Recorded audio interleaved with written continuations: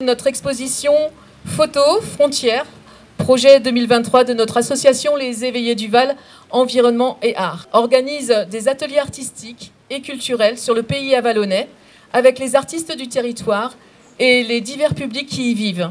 L'année dernière, un chemin des arts à la Morlande. Cette année, une exposition photo sur les terreaux vauban restitue leur temps fort. La thématique des ateliers Frontières, celle du Printemps des Poètes 2023, a soulevé de nombreuses réflexions et discussions en notre sein, de la réserve, de la crainte en ce qui me concerne.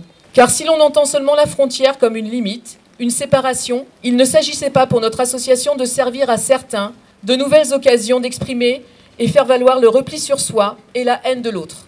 En réalité, les frontières sont multiples et les artistes qui ont guidé les ateliers, avec tous ceux qu'ils ont embarqués, en ont dépassé de nombreuses. Soulignons que rien n'aurait été possible sans l'envie, la disponibilité et la détermination des personnels investis dans les structures que nous avons sollicitées. Leur travail est remarquable. Nos ateliers artistiques et culturels sont co-construits avec eux.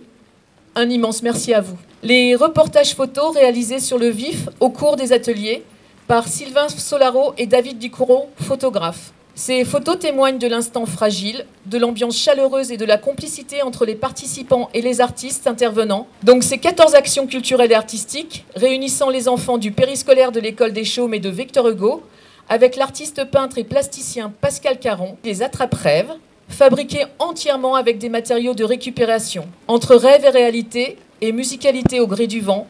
Les enfants du centre de loisirs de Châtel-Sansoir ont, avec l'artiste Colline Minet, ouvert les portes de leur monde idéal, de leur monde imaginaire, sur une planisphère datant de 1608. Au centre de loisirs de Carré-les-Tombes, l'artiste Magali Barre et les enfants ont peint une fresque sur vitre où de deux mondes se recomposait un univers commun. Les enfants du centre de loisirs, 1, 2, 3 Soleil à Avallon, avec Guidi de Roudy, artiste clown et danseuse, ont franchi les frontières des émotions, des coulisses à la scène. Engagés également dans un atelier incroyable avec les enfants du CESAD Autisme d'Avallon, chemin faisant, avec les éducatrices, ils forment à présent une troupe de clowns extraordinaires prêts à monter sur scène. L'artiste céramiste Jean-Yves Chevilly et les jeunes du CESAD EPNAC d'Avallon ont joué entre deux rives, ouvrant le passage de lettres insensées vers des mots porteurs d'espoir.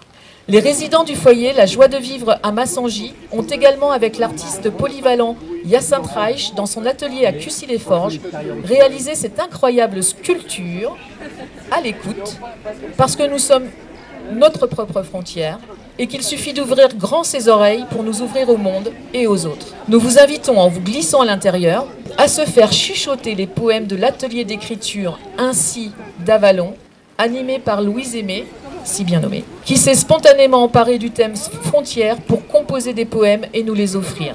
Sylvain Solaro, artiste photographe, a embarqué les familles du centre social âgées de 2 ans et demi à 64 ans.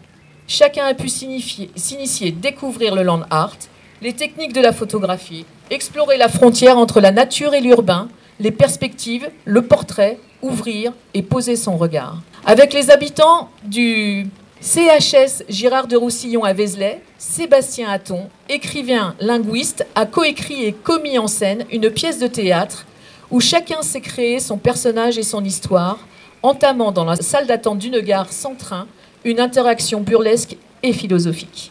À la ferme Rousseau à Lucy-le-Bois, les jeunes, avec Isabelle Schwartz, artiste plasticienne styliste, ont réinventé les vêtements en confectionnant avec des cartes routières leur propre collection.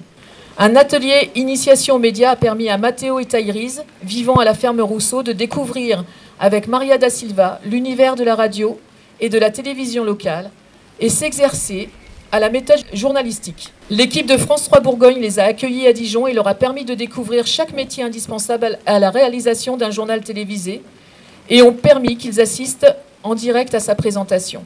Enfin, EVA soutient l'atelier de dessin d'Anne Prokoudine-Gorski, artiste peintre plasticienne, organisée par l'association Réseau Avallonnais de soutien aux migrants. Vous découvrirez également les photos issues du concours sur le même thème Frontières, qui ont été présélectionnées par EVA. Le concours était ouvert aux amateurs à partir de 12 ans. Parmi les 35 photos présélectionnées, 6 d'entre elles, 3 catégories jeunes, 3 catégories adultes, ont été départagées par un jury composé de représentants institutionnels, Agnès Jorot, déléguée à la culture d'Avallon, et Pierre Heitzmann, conseiller départemental de Lyon, de photographes professionnels, Maxime Fardeau, Pierre-Emmanuel Vec et Marc Schwartz, et 2 adhérents de l'association, Louise-Marie et Marco.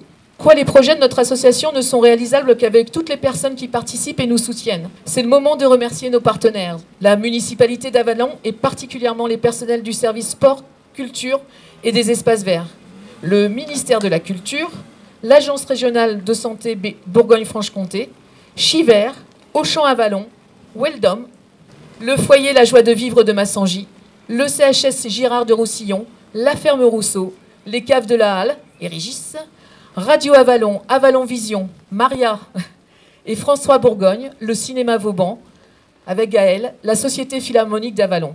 Leur soutien est essentiel, nous les remercions pour leur confiance. Oui.